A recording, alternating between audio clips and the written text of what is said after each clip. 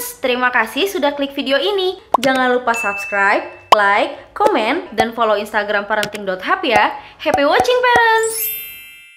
Kalau nggak digendong, ada nggak sih kerugiannya gitu. Nah dari situ ketika mereka udah, oh ternyata menggendong itu bermanfaat, biasanya mereka akan sangat-sangat tertarik untuk belajar menggendong.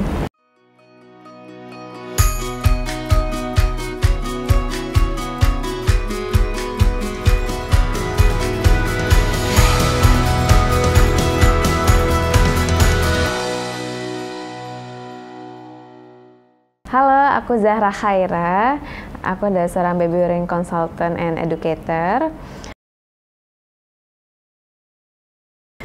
Yang pertama aku akan share dulu dari segi manfaat, karena kadang orang mau melakukan sesuatu kalau ada manfaatnya. Kalau bagi mereka itu malah merugikan, mereka akan nggak mau. Makanya dari awal biasanya aku akan sharing manfaat gendong apa sih gitu kan. Terus kalau nggak digendong ada nggak sih kerugiannya gitu. Nah dari situ ketika mereka udah, oh ternyata menggendong itu bermanfaat, biasanya mereka akan sangat-sangat tertarik untuk belajar menggendong. Oke, kalau milih gendongan, kebetulan gendongan emang zaman sekarang banyak sekali ya jenisnya. Nah, kalau untuk pilih jenis gendongan, kita harus kenal dulu kebutuhan kita seperti apa. Kita ingin yang support satu bahu atau support dua bahu. Nah, itu aja udah kita bisa filter tuh gendongan apa yang bisa kita pilih. Terus, usia bayinya. Ya, usia bayinya usia berapa? Di usia bayi yang sekian itu cocoknya gendongan apa gitu. Memang perlu belajar lebih lanjut ilmunya supaya tahu gendongan ini untuk bayi usia berapa. Kemudian selain itu ukuran tubuh penggendong juga mempengaruhi. Kalau yang kebetulan misalkan berat badannya kayak mungkin 60 ke atas dengan 60 ke bawah, kemungkinan memilih gendongannya pun akan berbeda gitu. Kemudian tergantung cuaca juga, itu juga penting. Kalau di tempat tinggalnya itu dingin, pilih yang hangat. Tempat tinggalnya hangat, jangan pilih yang hangat, pilih yang adem gitu. Itu juga penting karena kadang bayi suka nggak mau digendong ketika dia kepanasan gitu ya.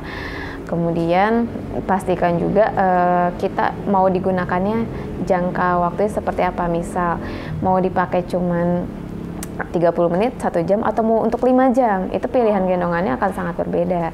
Ya, kalau untuk 5 jam misalkan pasti harus pilih yang 2 bahu ya, dan yang lebih support. Terus kalau diperhatikan juga mau gantian sama suami kah atau enggak.